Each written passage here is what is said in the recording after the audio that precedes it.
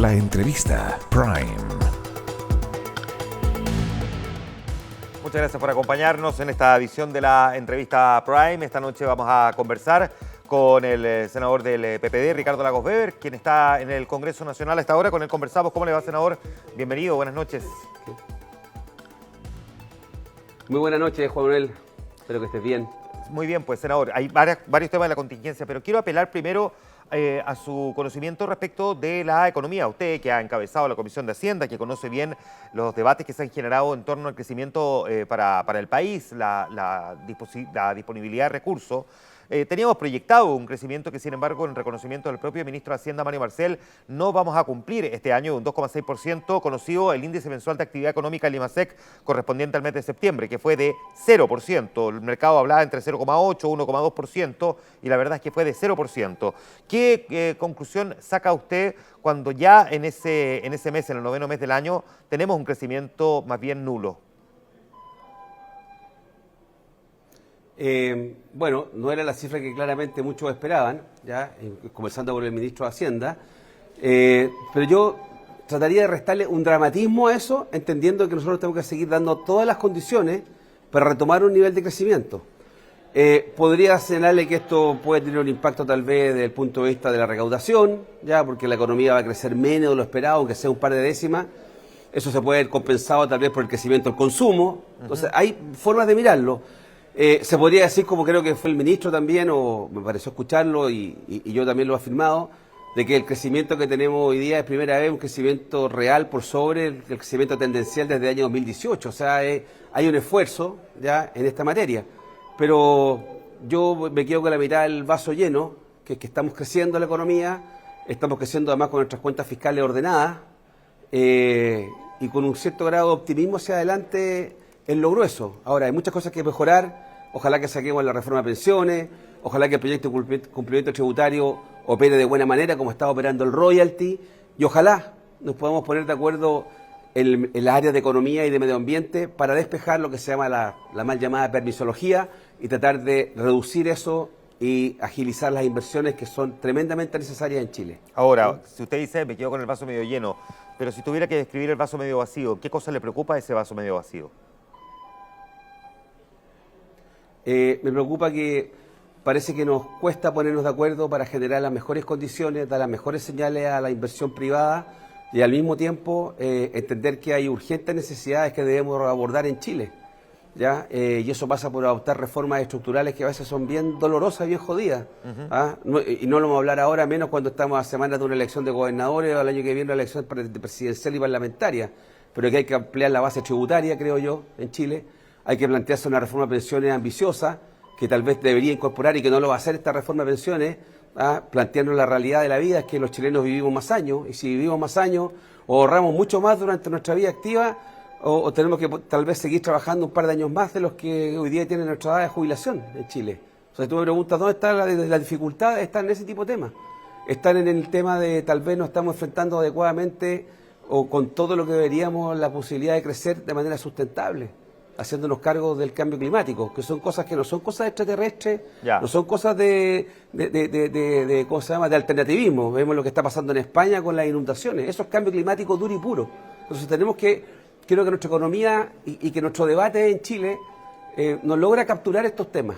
Estamos todavía en el día a día, dos pasos más adelante, y estos temas. Entonces me preocupa ese tema, y eso que le puede pasar a este gobierno, al cual yo apoyo por lo más, y yo ciertamente apoyo a la gestión de Mario, del ministro Marcel me refiero, viene de antes y seguirá con el próximo gobierno, cualquiera que él sea. Porque aquí se necesita generar miradas uniformes respecto al problema que tenemos. Usted ha dicho que tenemos las cuentas equilibradas. Ha habido un debate, sin embargo, y déjeme saber cuál es su opinión al respecto, a propósito del retiro que hizo el gobierno hace algunas semanas desde el Fondo de Estabilización Económica y Social, que ha levantado una cierta controversia, incluso la oposición oficiando al Ministerio de Hacienda en su momento para que explique el por qué retirar de ese fondo. ¿Qué opinión tiene respecto de ese acto en particular? Bueno, yo esperaría, miren, voy a hacerla bien fácil, esperaría la respuesta del ministro de Hacienda, que la vamos a tener mañana cuando empecemos a discutir en la Comisión Mixta de Presupuestos. Mañana en la mañana, hoy día de noche, Durante la mañana, a las 10 de la mañana, a las 12, vamos a tener la mixta de presupuesto y vamos a absorber todas esas preguntas. ¿Cuál va a ser el nivel de endeudamiento? ¿Si van a haber facultades para endeudarse? ¿Hasta qué punto? ¿Ya? Escuchamos al Consejo Fiscal Autónomo la semana pasada. El Consejo Fiscal Autónomo ha sido súper categórico. Aquí no hay mucho espacio para andar creciendo el gasto público. Y ese consejo tenemos que escucharlo. Entonces, aquí nadie se escapa para afuera y si algo no pueden acusar al gobierno del presidente Boric, o si ustedes quieren, para no defender al presidente Boric, era uno al ministro Marcel para estos efectos, ¿ya? Es que aquí no se ha jugado con la economía, ni se ha jugado con las cuentas fiscales, se ha sido responsable, y la responsabilidad a ratos queda mal, la gente le aburre, a uno les duele, encuentra que no se saca ventajas políticas. Bueno, eso es lo que hace la diferencia de nuestro país, que le va bien y que le va mal. Y yo quiero rescatar ese tema. Entonces, escuchemos cuál es la razón para haber retirado los recursos del FES. ¿Y para qué se van a usar? Pero la oposición, y perdóneme que entre en política, yo veo una oposición que está un poco desatada. Ya, pero desatada la oposición. Senador, hace un tiempo. Coincidiremos al menos en que la oposición cumple su rol, pero la oposición cumple su rol al oficial al Ministerio de Hacienda preguntando el por qué se retiran 1.000 millones desde el Fondo de Estabilización Económica y Social. Sí, eso está bien. Lo que no está bien es tratar de que antes que llegue la respuesta, ponerle todo tipo de adjetivos alrededor a eso. ¿Me explico? Es siempre generar un clima. Yo no vivo en la luna, yo estoy en política hace ya hartos años, desde que la presidenta Michelle Bachelet me nombró ministro de ella el año 2006 ya, imagínense cuántos años llevo en política. Entonces yo no quería tampoco uno tiene que hacer todo el día buena onda, pero hay que cuidar un poco los climas. Y yo siento que la oposición y la derecha no cuidan los climas hoy día en Chile, como no lo hizo en el pasado el Frente Amplio, etcétera. Pero no porque alguien lo hizo en el pasado tengo que repetirlo. Y no estamos jugando tantas cosas. Mire lo que pasó con el Senado, no yo, pero el Senado destituyó a 2 ministros de la Suprema.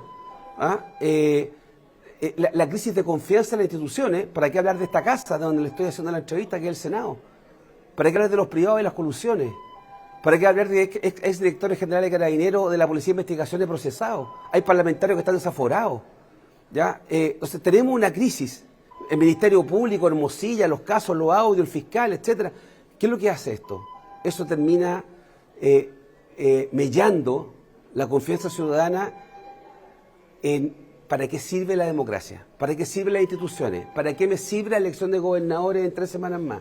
¿Para qué me sirve la elección de alcaldes que tuvimos? Para nada, van a decir, porque todo sigue igual. Entonces yo creo que los que tenemos algún grado de responsabilidad deberíamos tratar de centrarnos, poner la pelota al piso y en temas bien cruciales ponernos de acuerdo. Ya. Eso es lo que yo plantearía. Déjeme preguntarle ahora, y a propósito de esa crisis de confianza en las instituciones, ¿ha contribuido precisamente a tomar ese distanciamiento, a una baja valoración de la propia institucionalidad, también el escándalo que hemos vivido en torno al ex subsecretario del Interior, Manuel Monsalve? Parto en este tema preguntándole qué tan profundo cree usted que es el daño que ha provocado este caso a la política chilena y especialmente al gobierno.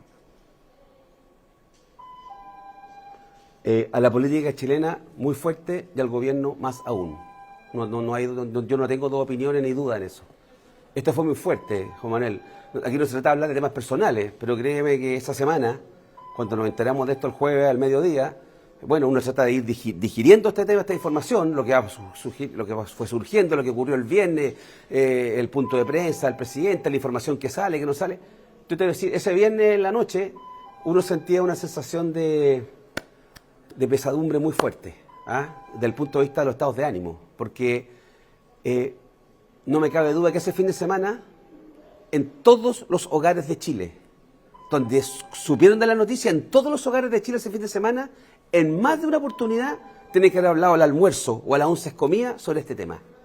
Es muy fuerte lo que ha ocurrido, por lo que estamos hablando, por un delito que es gravísimo, una acusación, ya por una alta autoridad, en un minuto en que el tema de la delincuencia y la inseguridad está más que latente, en un gobierno que está con índices de aprobación que no son de los mejores, y en donde la institucionalidad chilena está frágil. Yo creo que está crujiendo la institucionalidad chilena. Entonces, cuando las instituciones empiezan a crujir, una noticia de esta naturaleza genera un daño muy fuerte. Y por eso, que en vez de salir como al haraco o pidiendo miles de renuncias, creo que hay que concentrarse en la solución de los temas.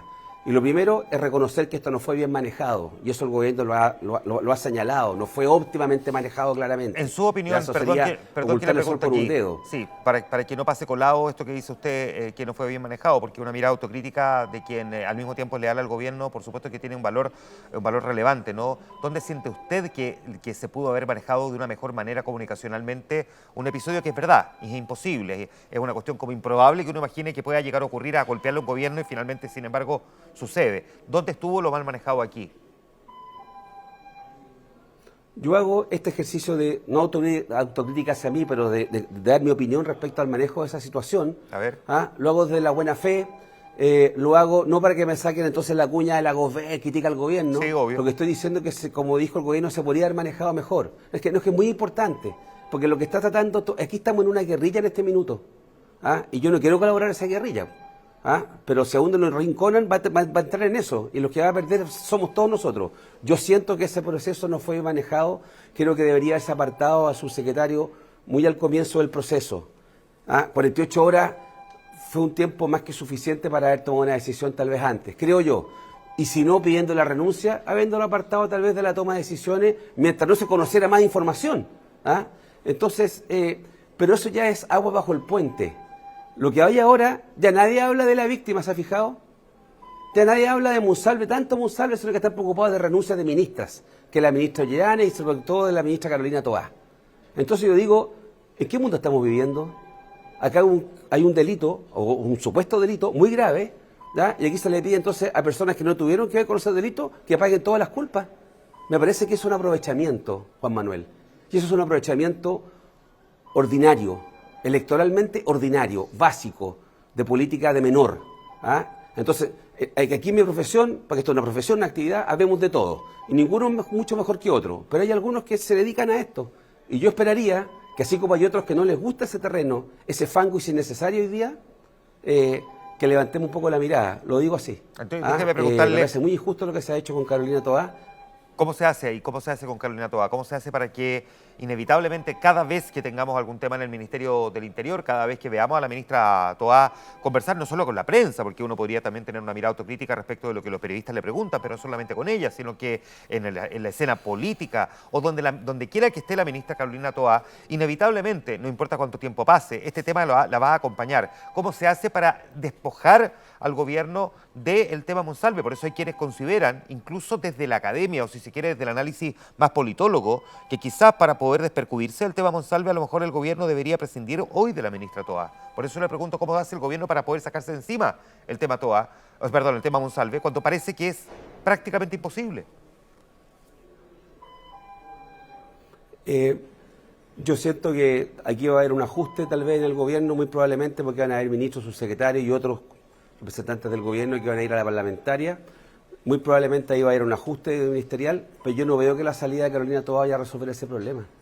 Aquí lo que hay es otra cosa, porque la pregunta es ¿por qué Carolina pasa a ser el punto de esto? ¿Por qué la oposición se empeña en eso?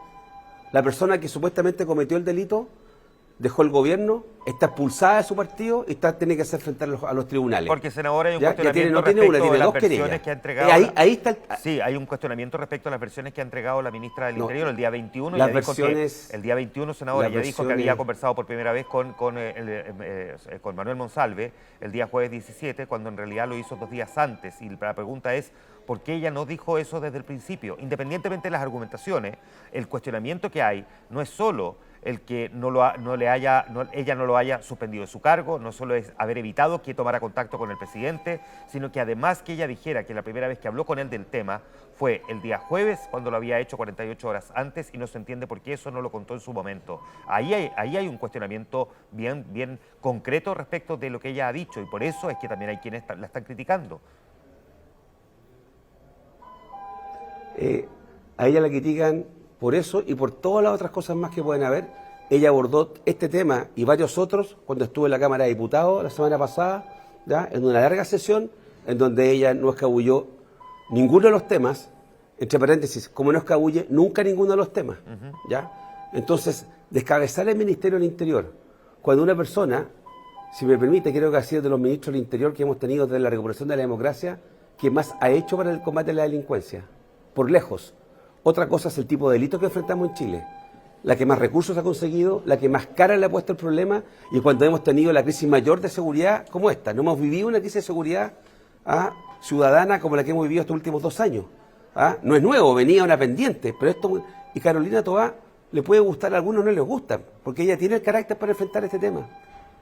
Yo veo que aquí lo que hay que hacer es respaldar la lucha contra la delincuencia y los errores que se cometieron, las cosas se pueden haber hecho mejor, estoy cierto en eso, pero eso no amerita, y menos una acusación constitucional, que hay causales específicas que invocar. Y yo no he escuchado ninguna todavía, para ser bien franco. Otra cosa es que la derecha tenga mayoría, y como tiene mayoría, creerá que puede hacer lo que quiera. Eso va a seguir sembrando malos ánimos para el futuro. Y eso es lo que espero que algunos podamos ponernos de acuerdo acá. ¿Usted cree que eso es lo que yo espero. ¿Usted cree el presidente sabrá si el presidente sabrá si cambian o no los ministros, pero yo no pasa la solución por ese tema. Ya, pero ¿usted cree que se está fraguando una acusación constitucional de vuelta contra Carolina Toá, que enfrentó una hace menos de un mes? Pero por favor, lo han anunciado en todos los tonos. Creo que hace poco escuché a alguien que decía, no es una amenaza, pero sería mejor que renunciara antes que se presente la acusación. Si eso no es una amenaza, ¿qué es lo que...? No, pero una cosa es eso y otra es que se esté fraguando realmente una acusación constitucional, es decir, que se esté trabajando para presentar una. ¿Usted cree que está la oposición en eso? Yo creo que la oposición no lo ha descartado para nada, pues es cosa de ver la actitud que tienen. Para nada. Para nada. ¿Ya? Esto pasa a ser una especie de gallito de doblarle la mano al gobierno, de imponerle una renuncia a una persona que no tiene responsabilidad en los hechos gravísimos que hemos conocido. Entonces, por el hecho de que si se demoraron 48 horas, que si fue para acá, que si fue para allá, eso no es el tema de fondo. El tema de fondo es que en 48 horas esa persona no estaba en el gobierno, fue expulsado del partido en que militaba, está enfrentando la justicia, tiene 2 querellas presentadas, está fuera del gobierno.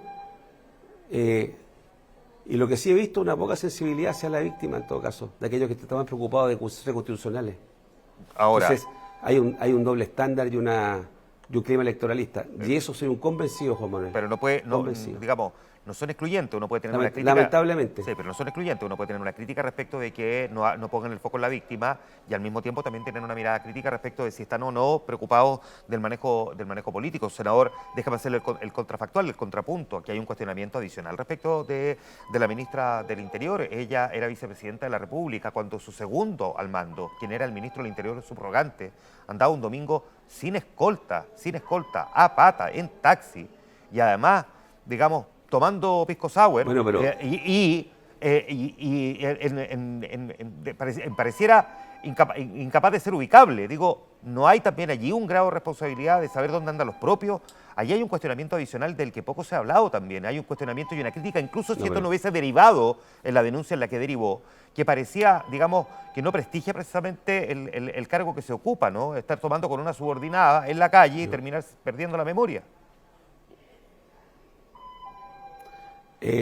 Todo eso lo conocemos y está bien que se repita varias veces, me parece bien, que no lo olvidemos de los hechos como tú lo planteas, que es lo que hemos conocido todos y se puede seguir repitiendo. La pregunta es si lo que hace una persona, ya faltando las reglas mínimas de prudencia, saltándose normas, y faltó decir que revisaron las cámaras y todas esas cosas, faltó decir, y que el teléfono lo manipularon, todo eso faltó agregar. Todo eso, ¿qué responsabilidad tiene en ese que no llega a trabajar el día lunes? Ese que era enfermo, o sea, y si no está la escolta, bueno, eso tendrá que responderlo la autoridad, los encargados de la escolta. No, senador, si el cuestionamiento de la ministra, el cuestionamiento de la ministra del Interior. Yo conocí un par de presidentes, yo conocí un par de presidentes y hay una estructura jerárquica para el tema de las escoltas presidenciales y ministeriales. Hay una estructura y cómo funciona, hay un protocolo. Si a alguien le dice, miren, no quiero la escolta, esa escolta tiene que informar a su jefe superior jerárquico. Me dijeron, me echaron de cumplir mi labor y tiene que explicarlo. Y no todos le hacen caso por lo demás, porque dicen que sí, por supuesto, se va por atrás y lo siguen vigilando. Yo no sé qué pasó acá, pero eso no es responsabilidad de la ministra del Interior. Entonces, Juan Manuel, lo que yo pido es que seamos con un mínimo de ecuanimidad al analizar este tema.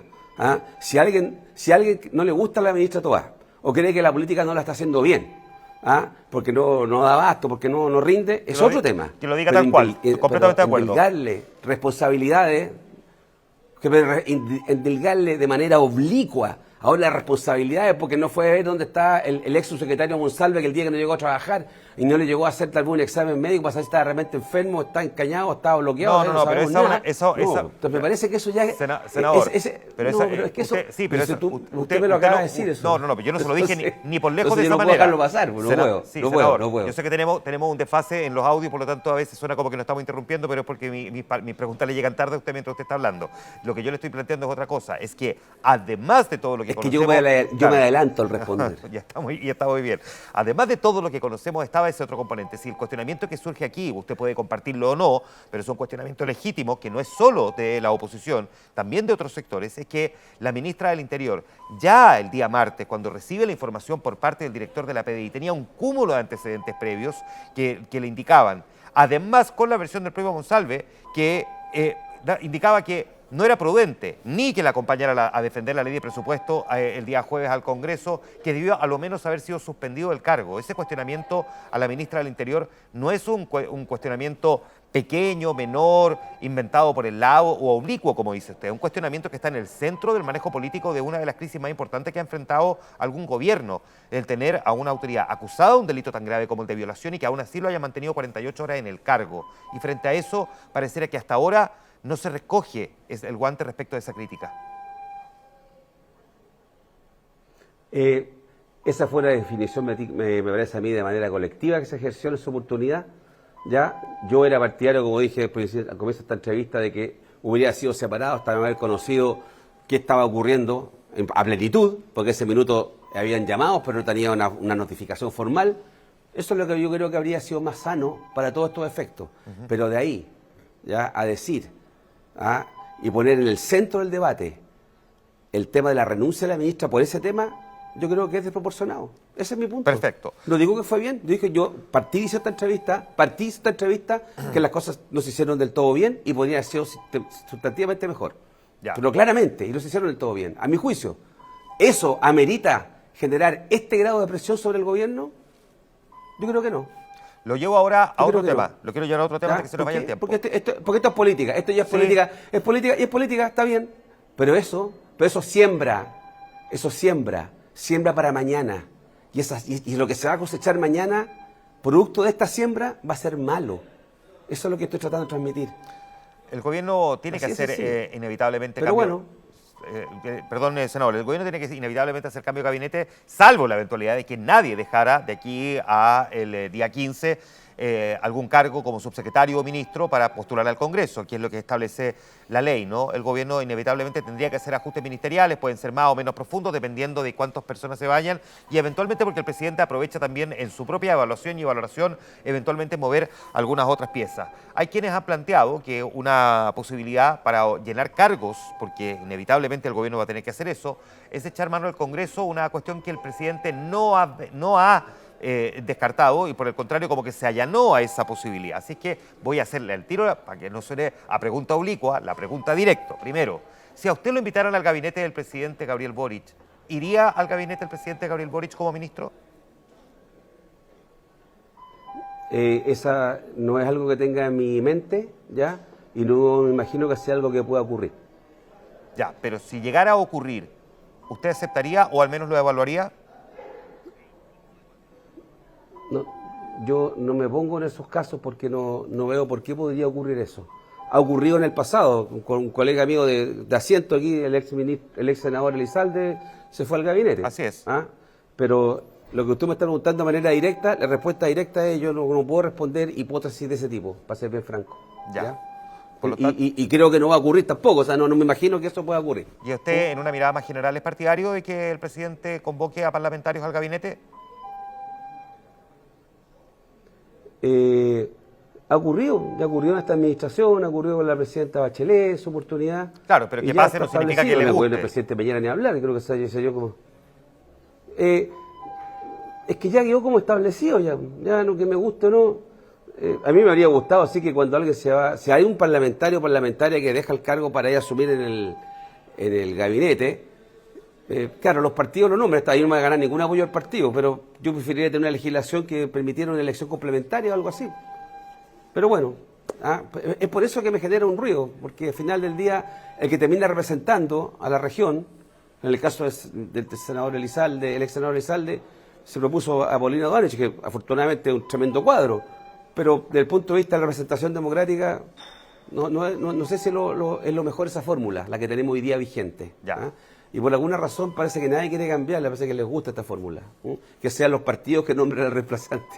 Ahora, el presidente, el senador del PPD, el senador Quintana, ha dicho que él no es partidario, al menos que él no está de acuerdo con eso, de remover parlamentarios o sacar parlamentarios para llevarlos al gabinete. Es que yo creo que nuestro sistema no está pensado para funcionar así. ¿Ya? Creo que esto se hizo por primera vez, tal vez la historia es más larga que uno, pero lo que yo recuerdo que desde que la recuperación de la democracia, el primer caso creo que fue con el subsecretario Arbué o con la ex diputada Carolina Toá, que pasó al gabinete, ¿ya? Y ahí se produjo después un reemplazo, pero creo que eso no había ocurrido antes. Y lo que se hace en el fondo es decir, como a usted lo nombraron ministro, está inhabilitado para ejercer el cargo parlamentario, pero es como una interpretación jurídica inteligente, y creo que es correcta, pero el sistema no está hecho. El sistema aquí no es un sistema parlamentario. Usted es congresista o usted es miembro del Ejecutivo, pero entonces, claro, lo sacan para allá y después se reemplaza. Está bien, está todo bien, está todo legal, digamos, pero no sé si es la mejor opción. Pero entiendo por qué lo hacen los presidentes. Lo entiendo cuando lo hizo el presidente Piñera. Porque necesitaba cuadros con cierto peso, con cierta experiencia, más que peso, experiencia. Bueno, pero aquí podría ocurrir que lo al final mismo. del día, bueno, claro, sí puede ocurrir, po. Pero si lo que estoy diciendo es que muchas cosas yo creo que no puede, que yo creo que no va a ocurrir. Tú me preguntaste así, te lo digo, no creo que no va a ocurrir. Pero todo puede ocurrir, po. Pero lo que buscan los gobiernos, a veces los presidentes, son personas, hombres o mujeres, con alguna experiencia que le apoyen en su gestión de gobierno. Y cuando no tienes cuadros disponibles a tu alrededor, y tal vez ves que hay cuadros que te pueden servir, que están en el Parlamento, en la Cámara, en el Senado, los vas a buscar, po. ¿Ah? O cuando traen a un embajador y lo nombran ministro, porque necesitaba ese apoyo. Ya, perfecto. ¿Ah? Y eso no tiene un pecado. El sistema yo creo que no fue pensado para eso, para ser franco. ¿Ah? Pero se puede hacer, se puede hacer. Lo importante más que se haga o se haga bien o se haga mal, es que ojalá que la persona que se nombre ayude a resolver los problemas de gestión. Ya. Pero me imagino Ese es el desafío. que candidatos a alcalde que no ganaron, que perdieron, eventualmente sí le parece una buena idea. En la medida que tengan las condiciones para aportar. Ya, Y no es experiencia. premio consuelo ni nada, si esto es política. O sea, a ver, digamos las cosas como son. Se ha señalado de que a rato al gobierno del presidente Gabriel Boric le faltó experiencia. ¿Cómo la suple uno la experiencia? Con el paso de los años, el tiempo. Sí. Porque gana experiencia uno. Pero en el camino puede cometer errores, insuficiencia, puede tener aciertos. Y lo otro es complementar con alguien que ya tenga experiencia. Entonces, ¿dónde está eso? Si la generación del gobierno del presidente, la coalición primigenia, es generacionalmente más joven que varios de nosotros. Sí. Bueno, en mi caso, ni hablar. Muy bien, senador. Muchísimas gracias por estos minutos de conversación en la entrevista, Brian. Que esté muy bien. No, que esté muy bien, cuídese. Muchas Chao, gracias, chao. senador. Y a ustedes también, muchas gracias como siempre por acompañarnos en la entrevista Prime. Nos juntamos mañana. Buenas noches.